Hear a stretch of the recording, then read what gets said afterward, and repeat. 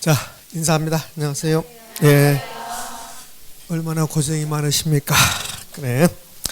자, 오늘은요, 책 126쪽을 한번 갑니다. 126쪽 가면 타이틀이 뭐라고 나왔습니까? 부동산 경기 변동입니다. 경기 변동. 자, 책 126쪽. 그 다음에 강의 노트는 21쪽을 펴니다. 21쪽. 자, 부동산 경기 변동입니다. 그러면 타이틀을 일단 쓰고 부동산 경기 변동. 이 부동산 경기 변동을 할 건데요. 자, 부동산 경기 변동을 하기 전에 지난주에 엄청나게 중요한 내용을 했습니다. 그래서 지난주에 했던 것을 가볍게 이제 복습할 겁니다. 자, 그러면 책은 펼 필요 없이 그냥 들어보세요. 지난주에 뭘 했었냐면 우리 균형이라는 것도 있고 균형의 변동이라는 것도 있고 탄력성도 있습니다. 기억납니까? 예, 선생님 나는 전혀 기억이 없는데 그럼 이제 곤란해지는 거죠. 균형이란 말이 중요한 게 아니라 균형의 변동이 중요하다고 그랬습니다. 균형의 변동. 그럼 균형이 변동했단 말은 균형 상태에 있었는데 수요 변화, 공급 변화가 일어났다. 수요 변화가 일어났단 말은 수요 곡선이 움직였다는 소리잖아요. 수요 변화는 몇 가지입니까? 두 가지. 수요 증가, 수요 감소. 그 다음에 공급 변화가 일어났다. 공급 증가, 공급 감소가 일어난다. 그러면 균형점이 이동하는 겁니다. 균형점 이동해서 결국은 균형 가격과 균형 거래량이 변동하는 것을 균형의 변동 이렇게 했습니다. 균형의 변동에 제가 개념을 이야기했는데 그 개념은 시험에 나오지 않습니다. 그럼 뭐가 나오냐면 균형의 변동의 모습 몇 가지 배웠냐면 5가지 나온다고 그랬습니다. 그러니까 첫 번째가 수요만 변하는 경우가 있었어요. 수요 변화. 수요 변화는 두 가지죠. 수요 증가, 수요 감소.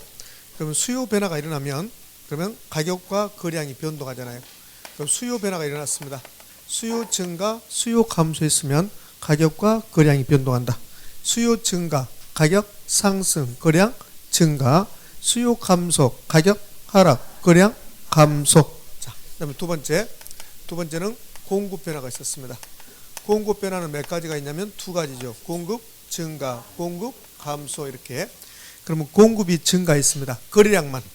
공급이 증가했습니다. 거래량은요? 증가. 거래량은 앞에 말 그대로 따라간다고 그랬습니다. 공급 증가, 거래량 증가. 공급 감소, 거래량 감소. 그러면 공급이 증가하면 가격은 하락하고 거래량은 증가하고. 공급이 감소했습니다. 가격은요? 상승하고 거래량은 감소하고. 자, 세 번째는 수요 변화와 공급 변화가 동시에 발생할 수 있죠. 수요 변화했습니다. 그런데 공급도 변화합니다. 여기에 총 12가지가 있었는데 그런데 4가지로 일단 나눴잖아요. 수요 증가, 공급 증가, 수요 증가, 공급 감소, 수요 감소, 공급 증가, 수요 감소, 공급도 감소 이렇게. 그래서 수요 변화와 공급 변화가 동시에 발생하는 경우도 살펴봤는데 자, 하나만 빨리 해볼게요.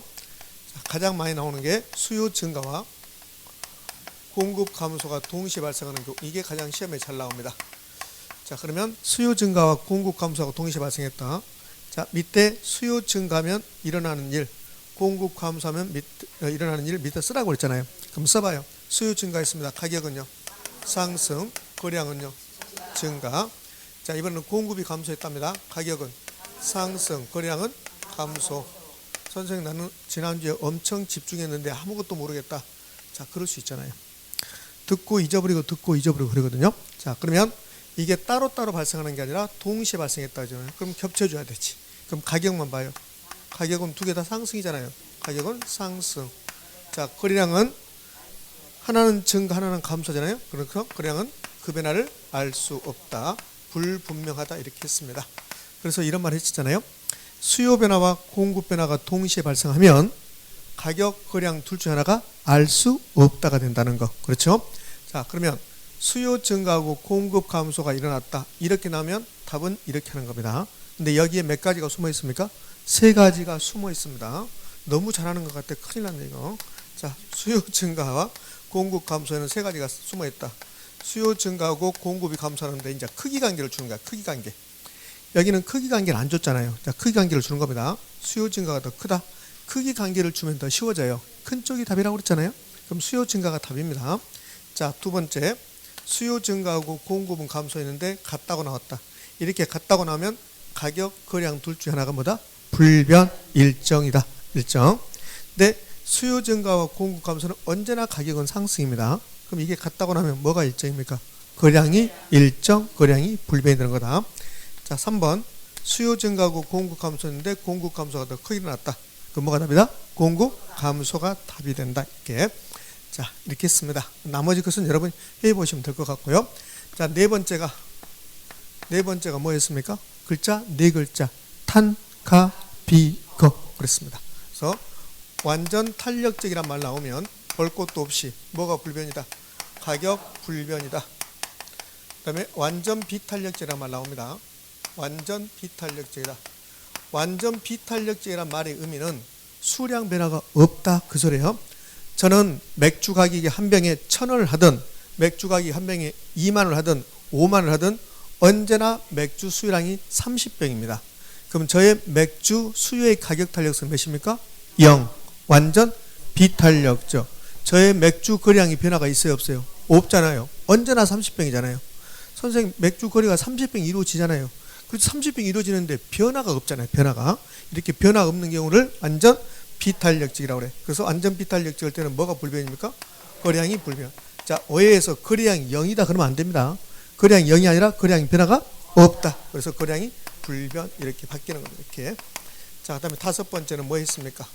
비탄력적일수록 가격 변화가 커진다. 이거는 제가 자세히 설명하지 않았어요. 그래서 이렇게 약속하다고 그래서 B가 크다 이렇게 약속하자고 그랬습니다. 자, 이게 균형의 변동 5가지 모습 엄청나게 중요하고 반드시 시험에 나옵니다. 그 다음에 뭐 했습니까? 탄력성 했잖아요. 탄력성은 수요 탄력성, 공급 탄력성 있는데 수요 탄력성 무수히 많다, 공급 탄력성도 무수히 많다. 수요 탄력성에서는 수요의 가격 탄력성, 소득 탄력성, 교차 탄력성을 배우고 공급에서는 공급의 가격 탄력성만 배운다. 수요의 가격 탄력성이 기본, 수요의 가격 탄력성이 나오는 확률은 매우 높아지는 거고 그다음에 소득 탄력성과 교차 탄력성은 이론적으로 거의 나오지 않습니다. 그럼 여러분이 좋아하는 계산 문제가 나오는 겁니다. 그럼 어떻게 해요? 잘 찍자 이렇게 하는 거예요. 그래서 수요의 가격 탄력성은 첫 번째 개념, 가격이 1% 변화할 때 수요량은 어느 정도 변화합니까? 그게 수요의 가격 탄력성. 공식은 외우지 말고 수요의 가격 탄력성 그러면 수가탄을 배우면 자, 총 계산 문제 포함해서 저하고 1년 동안 6개 배운다고 그랬어요. 근데 저하고 5가지 해봤잖아. 4가지 해봤습니다. 사실은. 자, 개념에 꼭 공식 했잖아요. 공식을 외우지 말고 이렇게 나눠버려야겠잖아요. 여기 수가 수요량 변화율, 가가 가격 변화율. 그래서 수요 가격 탄력성을 굳이 써보면 수요량 변화율을 무슨 변화율로? 가격 변화율로 이렇게 나눈 게 수요 가격 탄력성 공식이었습니다. 그럼 이 수요 가격 탄력성 공식을 통해서 제가 수요의 소득 탄력성, 공급의 가격 탄력성도 같이 했잖아요. 그러면 수요의 소득 탄력성 공식은 수요량 변화율을 뭘로? 소득 변화율로 나눈 것이고 공급의 가격 탄력성은 저는 공가탄 그랬잖아요. 공가탄.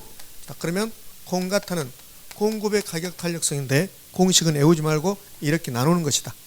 그러면 수요의 가격 탄력성 여기에 이 수요 자리에 공급을 넣으면 그게 뭐다?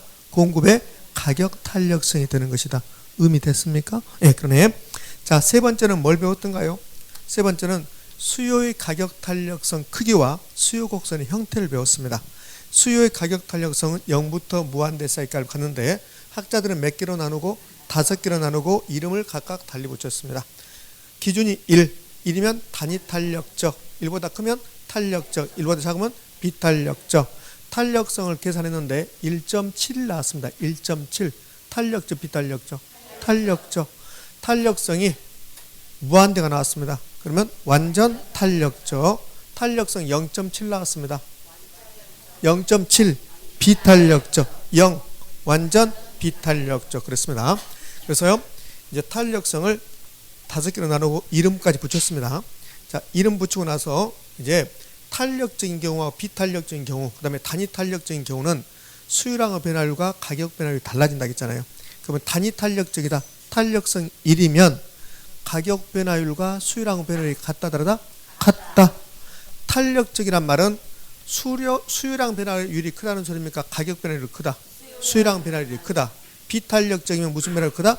가격 변화율이 크다. 그래서 비탄력적일수록 가격 변화가 크다. 비탄력 절수록 가격 변화 크다를 반드시 기억하셔야 한다. 기억나십니까?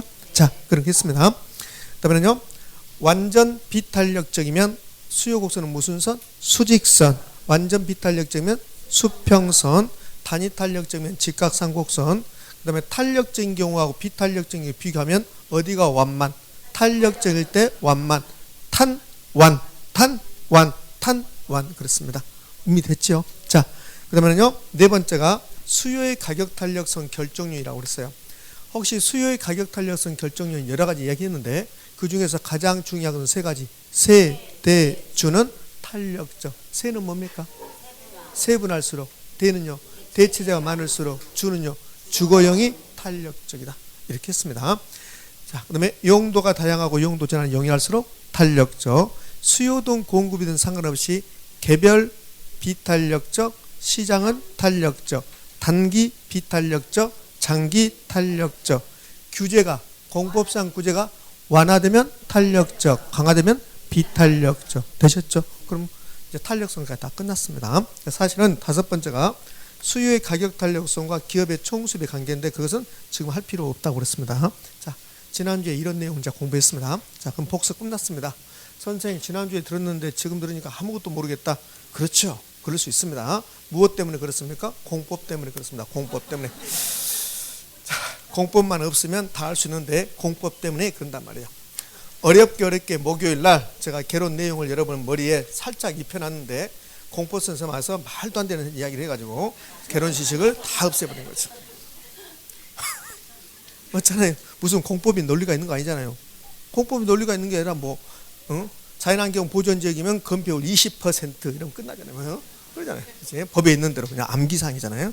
그러니까 공법을 그냥 이해하려 하지 말고 그냥 가만히 앉아있어요. 그냥 가만히 앉아있다가 그런가 보다 해보자. 그냥 열심히 할 것도 없고 그냥. 그래요? 자, 이제 경기변동 갈 겁니다. 자, 지금부터 이제 오늘 공부 시작하는 겁니다.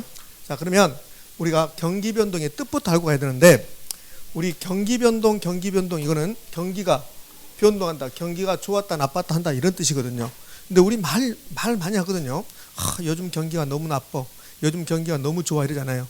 자, 이런 말 하지 않고 사는 사람 없잖아요. 전부 다 성인이 되면 요즘은 초등학생들도 야 요즘 경기가 너무 나빠 그런다. 초등학생들도. 근데 경기가 너무 나빠 경기가 너무 좋아 그러는데 제가 물어보고 싶어요. 여러분 다 경기가 좋다 나쁘다 하잖아요. 그렇죠? 그럼 경기가 무슨 말이에요? 아니 경기가 좋다고 그랬으니까 경기가 나쁘다고 그랬으니까 경기가 무슨 말인가 물어봤잖아요. 경기가 무슨 말입니까? 사고 파는 거 그래요. 지금 사랑이 뭐냐고 똑같은 말 하는 겁니다. 사랑이 뭐예요? 그러면 눈물의 씨앗이에요. 뭐 이렇게 말하듯이 그렇잖아요. 사랑은 뭐라고 생각하십니까? 그러면 여러 말을 하잖아요. 어떤 사람은 눈물의 씨앗이에요. 사랑이 뭡니까? 그러면 우리 그녀예요. 사랑이 뭐예요? 그녀의 눈빛이에요. 뭐 그렇게 할 거 아닙니까? 그럼 경기가 뭐예요? 경기가 그래요. 경기가 여러분 계속 제가 경기를 물어보면 여러분 답답해지는 겁니다. 그래서 제 눈을 피하려고 그래. 그러니까 제가 말할게요. 자, 경기가 우리는 좋다, 경기가 나쁘다 그러거든요. 그러면 이 경기는 뭘 뜻하냐면 경제활동의 상태입니다. 경제활동의 상태를 경기라고 그래요. 그럼 경제활동의 상태가 좋으면 경기가 좋은 거고 경제활동의 상태가 나쁘면 경기가 나쁜 겁니다. 에이 지랄. 왜? 더 이상해진 거야 지금. 경기 그런데 경제활동의 상태 글씨는 더 늘어났어. 또 이게 무슨 말일까? 자, 그러면 경제활동의 상태는 또 뭐예요? 경제활동의 상태? 더 이상하잖아요. 그냥 경기라고 하지. 그냥 말은 못해도 느낌일 수 있는데 근데 이걸 경제활동의 상태라고 그랬습니다. 그러면 경제활동의 상태가 좋으면 경기가 좋은 거고 경제활동의 상태가 나쁘면 경기가 나쁜 거예요. 그러면 경제활동은 뭐예요? 경제활동은 두 가지죠. 초등학교 때 배우거든요. 미안합니다. 그렇지? 생산활동, 소비활동이 경제활동이잖아요. 자, 아무것도 집에서 안고 있는 사람은 경제활동을 하지 않는 거잖아요. 뭐 만들거나 쓰거나 사면 그게 경제활동이잖아요. 그럼 볼래요? 경기 변동은 경제활동의 상태가 변동한다. 생산활동, 소비활동의 상태가 변동한다. 그거잖아요. 그럼 우리나라 기업들이 엄청나게 물건을 많이 만들고 있다. 그러면 생산활동이 활발이잖아요. 그다음에 우리나라 많이 만드는 물건이 잘 팔리고 있다. 그럼 소비활동이 활발이잖아요. 그러면 경기가 좋은 거잖아요. 그러니까 이런 거잖아요. 내 주머니에 돈이 많이 들어왔어요. 여러분 가정에 수입이 많이 들어왔습니다. 그러면 물건을 많이 사잖아요. 그럼 소비활동이 활발하죠. 그 물건을 많이 사면 그럼 우리나라 기업이 만드는 물건을 많이 사준다면 우리나라 기업은 생산을 많이 하겠죠. 그게 생산활동, 소비활동이 좋은 거잖아요. 그럼 경기가 좋은 거잖아요. 그런데 네, 우리 소득 수준이 낮아지면, 소득 수준이 낮아졌다는 소리는 실업이 발생했다든지 아니면 취업은 했지만 소득이 돈을 많이 못 받는다든지, 그러면 우리의 소득 수준이 낮아지잖아요. 그럼 소득 수준이 낮아지면 소비활동은 감소할 것이고, 소비활동이 감소한다는 말은 우리나라 기업들이 만들어낸 물건이 안 팔린다는 소리고, 그러면 재고가 쌓이면 생산활동도 감소할 것이고, 그럼 경기가 나쁜 거잖아요. 그러니까 간단하다고요. 경기 변동은 경제활동의 상태가 변동하는 건데, 생산활동은 소비활동의 상태가 변동하는 것입니다. 그럼 여기다 부동산 앞에가 분사 붙었는데 부동산을 빼버리면, 경기 변동은 경제활동의 상태가 변동. 우리나라 기업들이 물건을 많이 만든다, 생산활동. 우리나라 소비자들이 물건을 많이 소비한다, 다른 나라 사람들이 우리나라 물건을 많이 소비해준다, 그럼 소비활동이 좋은 거죠. 그럼 경기가 좋은 겁니다. 근데 부동산 붙었잖아요. 그럼 부동산 경기 변동은 부동산 경제활동의 상태가 변동한다. 그럼 부동산 생산활동, 부동산 소비활동의 상태가 변동한다. 부동산 생산활동을 뭐라고 합니까? 건축이나 개발이라고 하지. 건축이나 개발.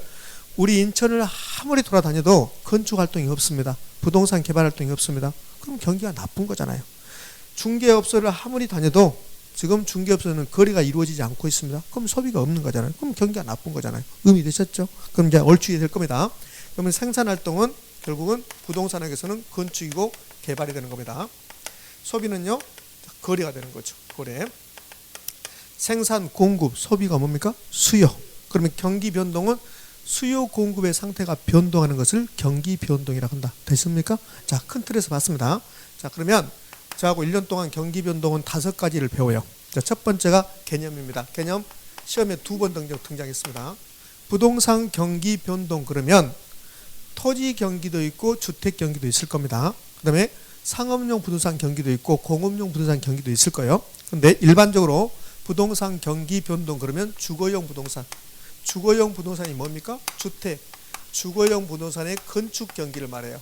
그러니까 우리가 경기가 좋다, 부동산 경기가 좋다, 그 말은 주거용 부동산의 건축 경기가 매우 활발하다, 이런 뜻이 되는 겁니다. 근데 주거용 부동산만 그러면 경기가 있습니까? 그렇지 않잖아요. 상업용도 있고 공업용도 있고 토지도 있겠죠. 자, 이게 기본인데 여기에 상업용이나 공업용을 포함하면 그러면 넓은 의미, 여기에 또 토지를 포함하면 가장 넓은 의미, 이렇게 표현합니다. 자, 책에 그런 말 나와요. 그러니까 그런 거 시험에 나오지 않습니다. 그러면 주거용 부동산의 건축 경기를 일반적으로 뭐라 한다? 부동산 경기라고 한다. 이렇게요. 그러니까 주거용 부동산은 뭡니까? 주택. 우리는 부동산 경기 표현하지만 그죠? 부동산 경기는 주거용 부동산의 건축 경기를 말한다. 한 번은 이렇게 나왔어요. 부동산 경기는 주거용 부동산의 재건축 경기를 말한다. 이렇게 나왔습니다. 그럼 뭘까? X일까? X예요. 재건축 경기를 말하는 게 아니라 뭐요? 건축 경기를 말하는 겁니다. 건축 경기 그러면 재건축 경기를 포함시키거든요. 그러면 주거용 부동산의 재건축 경기를 말한다. 그러면 재건축만 보는 거잖아요. 그러면 지금 신축하고 있는 거 보지 않겠다는 소리잖아요. 그래서 부동산 경기 그러면 주거용 부동산의 건축 경기를 의미한다. 자, 됐어요. 자, 두 번째는 부동산 경기 변동의 유형입니다. 유형. 우리가 말하는 경기 변동, 우리가 일반적으로 말하는 경기 변동은 순환적 변동을 말합니다. 순환적 변동이란 말은 뭐가 순환적 변동이냐면 부동산 경기가 아주 나빴다가 그 다음에 좋아지기 시작했다가 좋아졌다가 다시 나빠지고, 이렇게 4개의 국면이 순차적으로 변동하는 것을 순환적 변동이라고 해요. 그러니까 부동산 경기 변동 유형은 일반적으로 몇 가지가 있는데, 가장 먼저 순환적 변동이란 말 나와요. 그러니까 순환적 변동이 우리가 일반적으로 말하는 부동산 경기 변동입니다. 그럼 순환적 변동은 부동산 경기가 침체했다가 좋아집니다. 좋아지기 시작합니다. 그것을 회복 국면에 있다, 회복 시장이 있다고 그래요. 그럼 회복 시장에서 부동산 경기가 이제 호황으로 가, 호황. 부동산 경기가 매우 활성화됐습니다. 그런데 부동산학에서는 호황이라고 표현하지 않고 상향 시장에 있다, 상향 국면에 있다, 이렇게 표현합니다. 그럼 계속 호황일 수는 없잖아요. 가장 높은 정점을 찍고 부동산 경기가 이제 빠지기 시작해요. 그것을 후퇴 국면으로 간다고 그래요. 후퇴. 자, 후퇴가 지속되면 부동산 경기가 침체로 갑니다. 그럼 침체는 불황인데 이걸 부동산학에서는 하향 시장이다, 하향 국면이다, 이렇게 한다고요. 그럼 하향 시장이 멈추고 다시 부동산 경기가 좋아지기 시작하면 뭐라고 합니까? 회복. 그러니까 이 4개의 국면이 순차적으로 변동하는 것을 뭐라고 하냐면 순환적 변동이다, 이렇게 표현하는 거야. 이게 일반적으로 우리가 말하는 부동산 경기 변동입니다. 자, 그런데요. 경기 변동은 순환적 변동 이외에 다른 변동도 있어요. 계절에 따라서 경기가 바뀔 수 있습니다. 계절에 따라서 그것을 계절적 변동이라고. 계절적 변동도 있다는 겁니다. 그럼 계절적 변동은 우리나라는 봄하고 겨울에 이사를 많이 다니던가요? 아니요. 여름하고 겨울에 이사를 많이 다니던가요? 봄하고 가을에 많이 다니는 거. 봄하고 가을에 많이 다니잖아요. 그래서 봄, 가을이 되면 그럼 이삿집 구하기가 곤란해져요. 이런 경우를 계절적 변동이다 이렇게 합니다. 그러니까 계절적 변동은 봄, 여름, 가을, 겨울 이렇게 계절이 나와요. 지문에. 그러면 계절적 변동입니다. 우리 시험에서는 이렇게 나온 적이 있습니다. 뭐라고 나왔냐면 방학이 되면 그러면 대학교 앞에 온눈물 텅텅 비는데 신학기가 되면 온눈물 구할 수가 없다. 이거는 무슨 변동입니까? 물어봤습니다. 무슨 변동? 계절적 변동. 계절적 변동. 자, 그다음에요. 세 번째, 장기적 변동, 장기 추세 변동 그렇습니다. 얘는 뭘 찾아내면 되냐면, 자, 어느 지역이 새롭게 개발돼요. 그다음에 어느 지역이 재개발됩니다. 그러면 그 지역이 50년 주기로 변동을 해요. 이런 것을 장기적 변동, 추세적 변동 그렇습니다. 여기서는 쉬워요. 이건 잘 나오지 않고 재개발이라든지 신개발, 새로운 개발 이런 말 나오면 무조건 무슨 변동이냐면 장기적 변동입니다. 자, 네 번째요. 부동산 경기가 갑자기 바뀌어요. 자고 일어나니까 부동산 경기가 바뀌어 버렸습니다. 그것을 불규칙 변동이라고 합니다. 불규칙 변동. 그 불규칙 변동은 갑자기 바뀐 거죠. 따라서 이것을 무작위 변동, 우발적 변동이라고도 표현합니다. 그러니까 우리 남성분들이 특히 야구를 더 좋아하는데 여성분에 비해서 야구에서 불규칙 바운드 그러거든요. 그 불규칙 바운드는 이렇게 공이 오다가 갑자기 위로 올라가 버려요. 공이. 그다음에 공이 오다가 갑자기 밑으로 톡 쳐져 버려요. 그러니까 이렇게 경기가 변동하다가 갑자기 경기가 좋아지거나 갑자기 경기가 꺼지거나 이렇게 하는 겁니다. 이것을 불규칙 변동이라고 해요.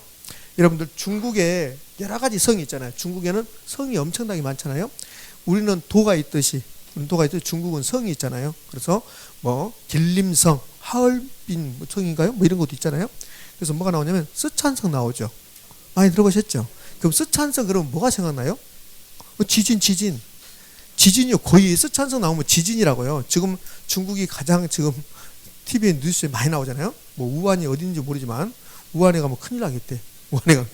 우한에 가면 우한 들어서 죽게 생겼던 지금. 그럼 쓰촨성 그러면 지진이잖아요. 그럼 쓰촨성 일대가 지진이 나서 주택들이 다 망가지고 건물들이 다 망가졌다고 봐요. 그래서 망가지면 또 복구 작업을 해야 되잖아요. 그럼 부동산 경기가 진행되다가 지진으로 인해서 갑자기 부동산 경기가 처졌다가 다시 좋아지잖아요. 갑자기 좋아지잖아요. 왜? 계속 개발할 거니까 이렇게 복구하면. 그런 것처럼 자연재해로 인해서 부동산 경기가 갑자기 바뀌어요. 이런 것을 불규칙 변동이다 그렇습니다. 그럼 여기다 지진으로 인해서, 홍수로 인해서, 쓰나미로 인해서 경기가 변동이 있다 이렇게 되지 않는다고요. 그러면 불규칙 변동은 갑자기 바뀌는 건데 불규칙 변동 원인은 자연재해가 있는데 자연재해는 안 나옵니다. 그럼 정부가요. 지금 우리 검단에 주택 경기가 매우 침체 상태에 있습니다. 매우 침체 상태에 있으니까 검단은 1년 동안 주택 취득세율을 면세시켜 주겠다. 그러니까 주택 취득세를 없애버리겠다. 이렇게 되면 그러면 주택 거래가 활성화될 수 있겠죠. 그러면 정부 정책에 의해서 부동산 경기가 바뀔 수 있습니까? 없습니까? 있죠. 그런 것을 불규칙 변동이라고 해요. 그래서 정부 정책이란 말이 나오면 그러면 불규칙 변동입니다. 그런데 시험은 정부 정책이라고 주지 않을 겁니다. 그럼 정부 정책이라고 주지 않고 뭐라고 주냐면 정부 정책의 사례를 주는 거죠. 그럼 정부 정책 중에서 대부비율 변화. 그럼 대부비율을 변화시켜주면 부동산 경기가 바뀔 수 있습니까? 없습니까? 당연히 있는 거죠. 대부비율을 높여줬어요. 그럼 돈을 많이 빌려주겠다는 소리잖아요. 그럼 경기가 활성화될 수 있잖아요. 자, 그다음에 총부채 상환 비율도 있습니다. 여러분하고 제가 총부채 상환 비율을 자세히 배우지 않았습니다. 그러니까 총부채 상환 비율도 역시 국가에서 대출에 대한 규제하는 겁니다. 그러면 총부채 상환 비율을 높여주면 돈을 많이 빌려주겠다는 소리거든요. 자, 그런 뜻이 중요한 게 아니라 대부 비율, 총부채 상환 비율 전부 다 정부 정책입니다. 그럼 취득세율을 인하시켜줬다. 뭐 취득세율? 제가 취득세율이라고 표현했지만 이거는 조세제도죠. 부동산 세제. 부동산 관련한 세제, 세금 제도 변동으로 인해서 부동산 경기가 바뀔 수 있겠죠. 자, 이런 것들은 무슨 변동입니까? 불규칙 변동입니다. 불규칙 변동. 자, 그럼 어떻게 되냐면 대부비율 변화는 계절적 변동의 원인이 된다. OX, X 무슨 변동? 불규칙 변동 이렇게 하는 겁니다. 자, 여기 칠판 보고 이제 답을 해주시기 바랍니다. 제가 질문할 겁니다. 부동산 경기 변동은 순환적 변동 이외에 다른 변동도 있다. OX, O 순환적 변동도 있고 계절적, 장기적, 불규칙 변동, 다른 변동 있잖아요. 그러면 여기 2, 3, 4는 순환 변동입니까? 비순환 변동입니까? 비순환 변동이죠. 그래서 비순환 변동 이렇게 부르는 겁니다. 그럼 부동산 경기 변동은 순환 변동과 비순환 변동으로 나눠볼 수 있다. 되셨습니까? 그래요. 자, 그런데 우리가 배우는 이 경기 변동은 여기 경기 변동은 특별한 말이 없으면 순환적 변동을 말하는 겁니다. 순환적 변동. 자, 이제 유형 배웠습니다. 자, 세 번째요. 세 번째가 부동산 경기 변동의 측정 지표라는 게 있어요. 이 말의 의미는 우리 검단의 부동산 경기가 회복 국면에 있는지 상향에 있는지 후퇴에 있는지 하향에 있는지 이걸 알아볼 수 있는 것들이 무엇입니까? 그 말이에요.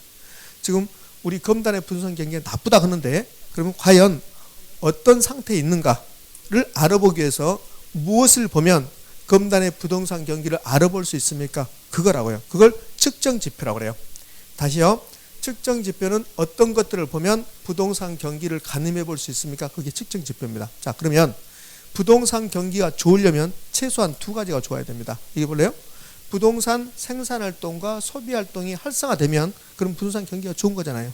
그러면 이 건축활동과 개발활동이 활발하게 이루어진다면 부동산 경기가 얼추 좋다라고 말할 수 있습니다. 근데 완벽하게 좋다고 말할 수 없어요. 왜 그러냐면 건축활동이 매우 활발하게 이루어지는데 그런데 부동산 거래가 없다면 경기가 좋다고 말할 수 있습니까? 없습니까? 없잖아요. 따라서 건축활동과 거래활동이 매우 활발하게 이루어진다면 부동산 경기가 좋다라고 말할 수 있는 겁니다. 그래서요.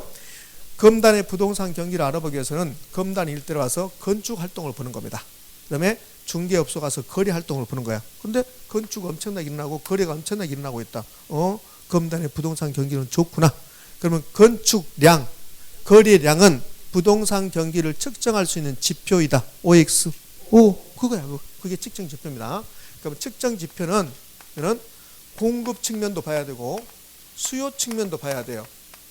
결국은 부동산 경기가 좋다 나쁘다는 부동산 공급과 수요가 어떤 상태에 있습니까? 그거 따져보는 거거든요.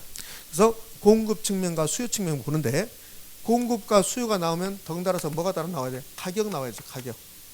수요 공급 가격이 한 묶음으로 가니까. 그럼 공급 측면에서는 건축량을 보는 겁니다. 건축량. 자, 시험에서는요. 공급 측면의 건축량 이렇게 시험에 출제하지 않습니다. 그냥 이 자체 측정 지표 자체가 잘 나오지 않아요. 그럼 여기 유형 단독 문제를 거의 나오지 않습니다. 지문 나오는 거고 측정 지표도 지문 나오는 겁니다. 그러면 건축량이 측정 지표가 되는 거고요. 근데 건축량을 보려면 세 가지를 동시에 봐줘야 돼요. 어떤 걸 봐줘야 되냐면 건축하기 위해서는 허가 받아야 되거든요. 그러면 건축 허가량을 보면 우리 검단의 건축 허가량을 보면 얼추 부동산 경기를 가늠해 볼 수 있는 겁니다. 허가를 엄청나게 많이 받아갔습니다. 그러면 검단의 부동산 경기는 좋을 수 있겠구나. 이렇게 일단 잠정적으로 판단하는 겁니다. 근데 허가를 많이 받아갔다 해서 건축량이 활발하다고 말할 수는 없습니다. 왜? 허가 받고 나서 1년 이내에 착공 신고해야 되거든요. 그럼 허가를 많이 받아갔는데 착공 신고하지 않았다면 그러면 건축 활동이 활발하다고 말할 수 없잖아요. 그래서 착공량 보는 겁니다. 자, 그러면 착공량도 엄청나게 많아. 그러면 경기가 좋다고 말할 수 있을까요? 그렇지 않습니다. 착공을 했는데 뼈대만 남겨놓고 다 도망가 버려요. 부도 나고. 그렇죠? 그럼 완공을 못하고 있습니다. 그럼 경기가 좋다고 말할 수 없잖아요. 그래서 완공량까지 이렇게 보는 겁니다. 완공량. 자, 그러면 건축량은 부동산 경기를 측정할 수 있는 지표 역할을 한다. OX. 자, 허가량, 착공량 등도 부동산 경기를 가늠할 수 있는 역할을 한다. OX. 여기 지금 제가 쓰는 거 그것은 전부 다 부동산 경기를 측정하는 역할, 측정하는 지표가 된다. 이렇게 하거든요. 자, 수요 측면으로 갑니다. 수요 측면은 거래량을 보는 거죠. 그러니까 검단의 부동산 거래량이 매우 활발하고 이루어지고 있다. 그럼 경기가 좋다. 이렇게 말할 수 있는 겁니다.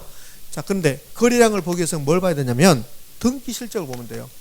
부동산 거래가 이루어지면 그러면 등기, 소유권 이전 등기 할 거 아닙니까? 그러니까 등기 실적 보고, 그다음에 취득했으면 취득세 납부해야지.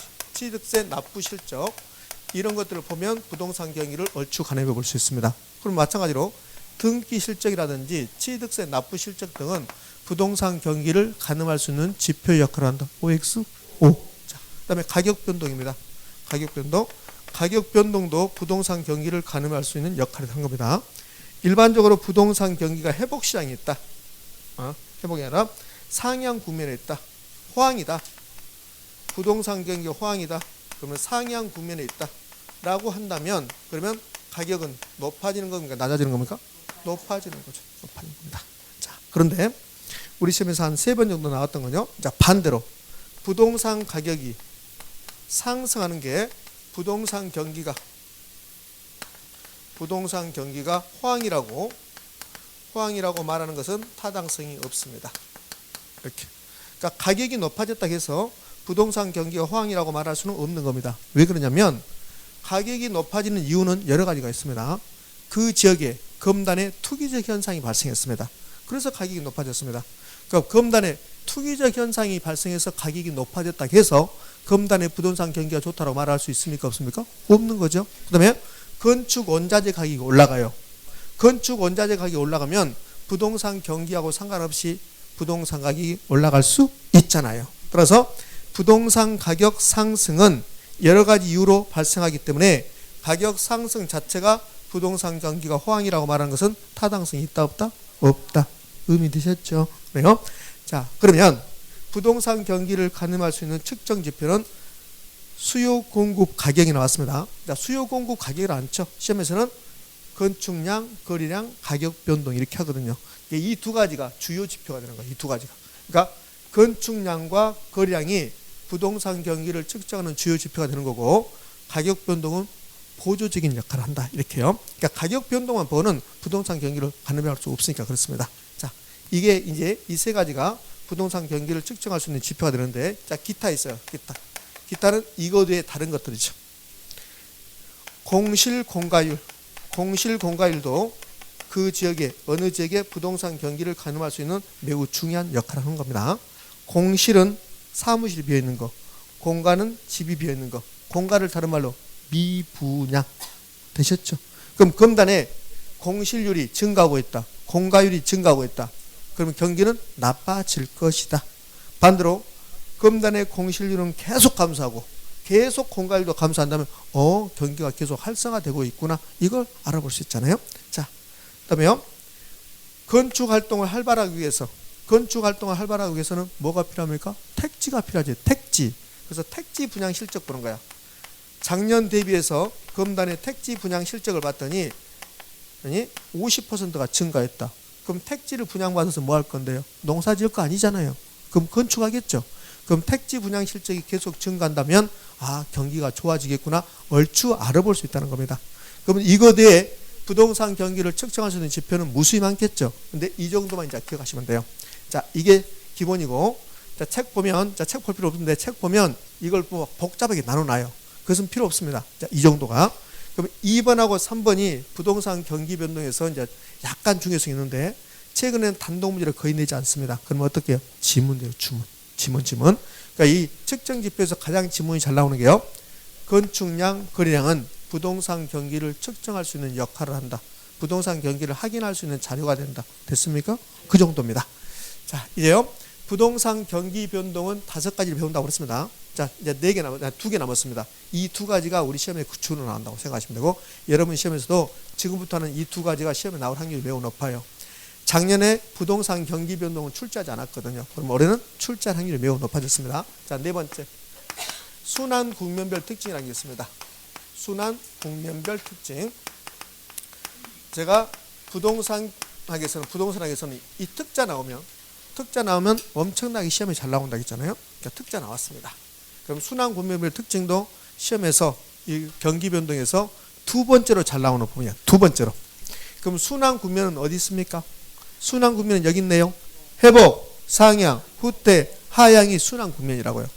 그러면 회복 시장에서는 어떤 특징이 있습니까? 그 다음에 상향 시장에서는 어떤 특징이 있습니까? 그게 순환 국면별 특징이라고요. 의미하셨죠? 자, 그러면 이제 순환 구매별 특징을 공부하기 앞서서요. 제가 그림 하나 그려볼게요. 자, 이렇게. 자, 부동산 경기가 이렇게 이제 변동을 한다고 이렇게. 자, 이렇게 변동을 해요. 자, 영어 정의할 겁니다. 여기가 가장 밑바닥이죠. 이걸 저점이라고 해요. 저점. 저점. 자, 여기도 저점입니다. 그럼 얘는 부동산 경기가 가장 높은 수준이죠. 이걸 피크라고 해요. 영어로 피크. 선생님 영어로 써봐. 피크. 피크. 맞잖아요. 피크. 피크라고 해요. 여기는 바닥. 피크. 그러니까 정점이 정점. 정점, 정상 그렇습니다. 이렇게. 자, 그다음에요. 이 정점을 가운데 두고 이렇게 나눕니다. 나눠요. 그러면 나누면 이 저점에서 이 정점까지 이 부분 봐요. 이 부분은 부동산 경기가 여기는 좋아지는 거고 여기는 좋은 겁니다. 그래서 이 부분을 뭐라 하냐면 이 부분을 이 저점에서부터 이 중앙까지 다음 정점까지 얘는 부동산 경기가 좋아지는 거죠. 그래서 상승기, 확장기 이렇게 불러요. 자, 반면에 정점에서부터 저점까지 정점에서부터 저점까지 가면 부동산 경기가 나빠버린 거죠. 그래서 수축기, 하강기 이렇게 부릅니다. 그 다음에요. 이 저점에서 저점까지를 뭐라 하냐면 주기라고 그래요. 주기. 주기. 우리 사람이 돌아가시면 1주기, 2주기 그러잖아요. 그러니까 주기 그렇습니다. 주기. 그 다음에 정점하고 저점. 정점하고 저점 이 사이를 뭐라 하냐면 진폭이라고 합니다. 진폭. 진폭이다 이렇게 표현해요. 예. 자, 이제 이 그림에다가 4개의 국면을 표시할 겁니다. 그럼 여기는 회복시장, 회복 국면에 있다 이렇게 합니다. 자, 그럼 여기는 상향시장, 상향 국면에 있다 이렇게. 이 2개를 묶어서 확장기 이렇게 변해요. 상승기. 회복하고 상향이 성격이 같습니다. 자, 그러면요 정점을 찍고 이게 빠지기 시작합니다. 정점을 찍고 빠지기 시작하는 것을 이것을 후퇴 그래요. 후퇴. 후퇴. 자, 그다음에 후퇴를 계속되면 이 라인 여기 직선을 끄는 거 이게 평균선이고 평균선. 그럼 평균선 밑에 있으면 경기가 나쁜 거고 평균선 위에 있으면 경기가 좋은 겁니다. 그럼 이 부분은 경기가 나쁜 거라고요. 이거는 이제 일반 경기 변동에서는 뭐라고 하냐면 이것은 불황이다, 침체있다 그래요. 근데 부동산에서는 하향 시장이 있다, 하향 국면에 있다 이렇게 한다고요. 그럼 여기 후퇴하고 하향이 성격이 유사합니다. 이렇게. 그러면 회복, 상향, 후퇴, 하향은 어떤 특징을 갖고 있습니까? 그게 순환 국면별 특징입니다. 자, 보시는데요. 자, 책을 한번 봐봐요. 책. 자, 책은 어느 부분에 있냐면 134쪽이 순환 국면별 특징입니다. 134쪽. 그러면 회복시장 나왔죠. 그 회복시장의 특징에서요. 1번, 2번, 3번까지 속으로 읽어보고 1번, 2번, 3번에서 가장 중요한 글씨, 가장 많이 나오는 단어가 하나 있어요. 한번 찾아보세요. 134쪽 회복시장에서 특징에서 동그라미 1번, 2번, 3번 읽어보면 가장 많이 등장하는 단어가 있다고요. 그게 뭔가요? 계속 한번 읽어보세요. 어디 다른 데 읽지 말고 많은 데 읽어.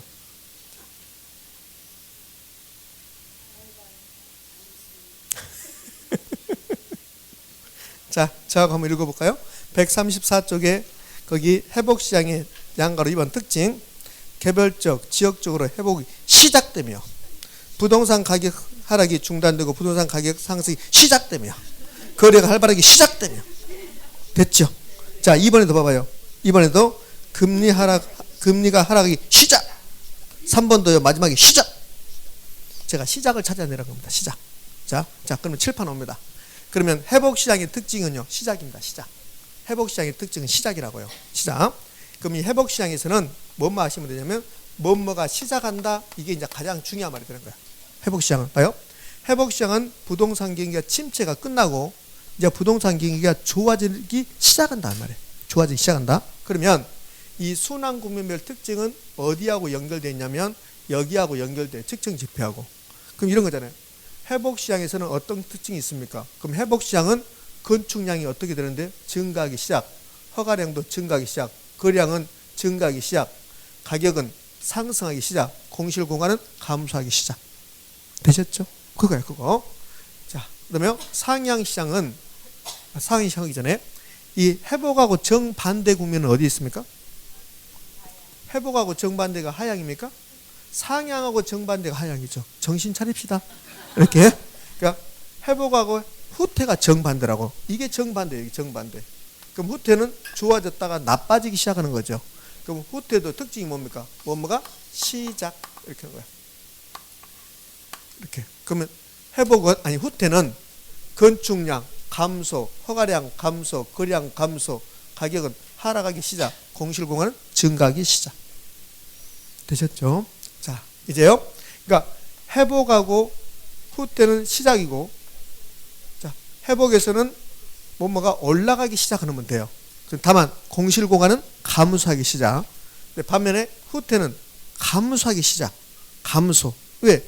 건축량, 거래량, 허가량 감소, 가격도 떨어지잖아요. 떨어지기 시작하죠. 공실공화는 증가하기 시작하잖아요. 그러니까 시작이 특징.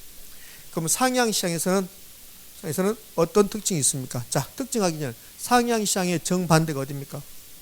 하향이잖아요. 하향. 그러면 상향과 하향은 정반대니까 상향만 공부하면 하향은 공부할 필요 있다 없다? 없다. 이렇게 되잖아요. 없다. 자, 그럼 상향시장에서는 무슨 말이 나오냐면 상향시장에서는 최고란 말이 나와. 최고. 그다음에 최저가 나옵니다. 그러면 상향시장에서 최고는요. 가격 수준이 최고입니다. 가격 수준이 최고 상태라고요. 그다음에 모든 게 활발하게 이루어져요. 상향시장에서는 건축량, 거래량이 매우 활발하게 이루어지는 겁니다. 자, 최저가 나오죠. 뭐가 최저일까요? 공실공가가 최저입니다. 공실률, 공가율이 최저가 되는 거예요. 최저. 자, 그러면 상향시장과 하향시장이 정반대라고 그랬죠. 그럼 하향시장에도 뭐가 나오냐면 최고, 최저가 나와요. 자, 그러면 상향시장에서 최고는 하향시장에서 뭐가 돼요? 최저가 되는 거죠. 그럼 가격 수준이 최저가 되는 거죠. 가격 수준이 최저. 자, 그다음에 최고가 나오죠.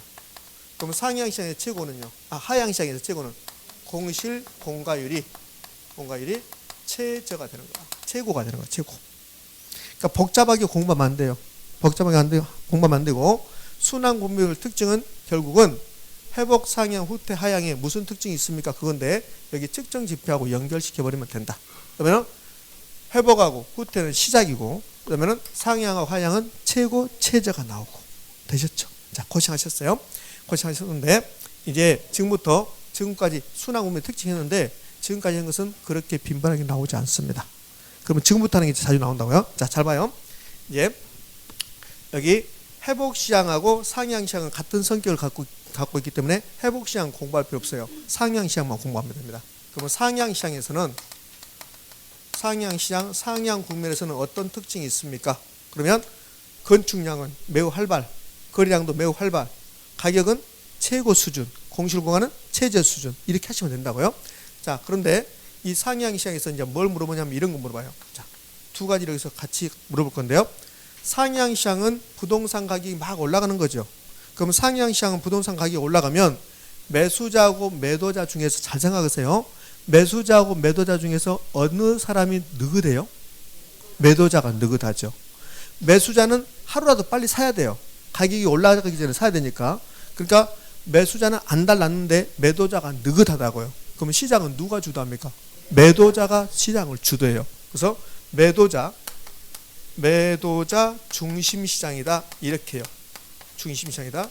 그러면 나중에 여러분이 중개업자가 됐는데 여러분이 중개하는 그 지역에 부동산 경기가 상향 시장이 있다면 여러분은 매도자 관리를 잘해야 됩니까? 매수자 관리를 잘해야 돼요?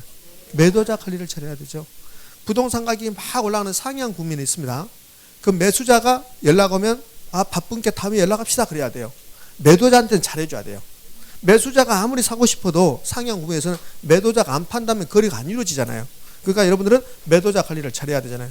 사장님 이번에 팔아야 됩니다 이렇게 하면서, 그렇지? 그래서 매도자 중심 시장이 되니까 매도자 관리를 잘해야 됩니다. 자, 그러면 하향 시장을 봐봐요. 그럼 하향 시장에서는 생각할 것도 없어요. 그럼 하향 시장에서는 시장을 누가 주도하냐? 매수자 중심 시장 이렇게 하면 돼요. 이거 생각하는 순간 복잡해져요. 복잡해진다. 그러니까 상향 시장이 제대로 됐으면 하향 시장은 생각하지 말고 그 반대로 하시면 돼요. 뭐 상향 시장, 하향 시장에서는 중개업자가 주도하면 그러면 안 되잖아요. 그렇지? 매수자 아니면 매도자 할 거니까 상향 시장에서 매도자 중심 시장이면 하향 시장은 누구요? 매수자 중심 시장이 되는 겁니다. 되셨죠? 자, 마지막. 자, 이 상향 시장에서는요. 자, 이런 거요. 자, 이 칠판 봐요. 지금 우리가 어디 있냐면 여기 있습니다. 여기. 그러니까 지금 2020년 오늘 1월 23일인가요? 그렇죠. 23일. 자, 1년 전입니다. 1년 전. 1년 전은 2019년 1월 23일이에요. 1년 전에. 그럼 1년 전에 검단에 1번지 토지에 있는 토지하고 건물이 얼마에 거래됐냐면 10억이 거래됐어요. 그럼 이 10억을 뭐라고 하냐면 이 10억에 거래된 것은 지금 거래된 게 아니라 과거에 거래된 거죠. 우리는 지금 여기 있잖아요. 그럼 1년 전은 과거죠. 그럼 이 10억을 뭐라고 하냐면 과거의 사례 가격이라고 그래. 10억을. 그러면 상향시장에서 과거의 사례 가격은 과거의 사례 가격 10억은 그 말이야.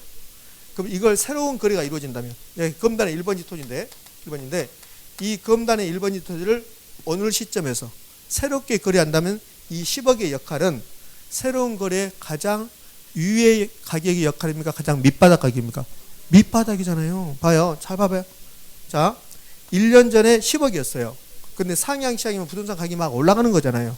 그러면 1년 전에 10억은 지금 입장에서는 가장 밑바닥선이 되는 거라고요. 그래서 이렇게 나왔다고. 상향시장에서 과거의 사례 가격은 새로운 거래. 그것을 새로운 거래한다면 새로운 거래의 하한선이 되는 거야.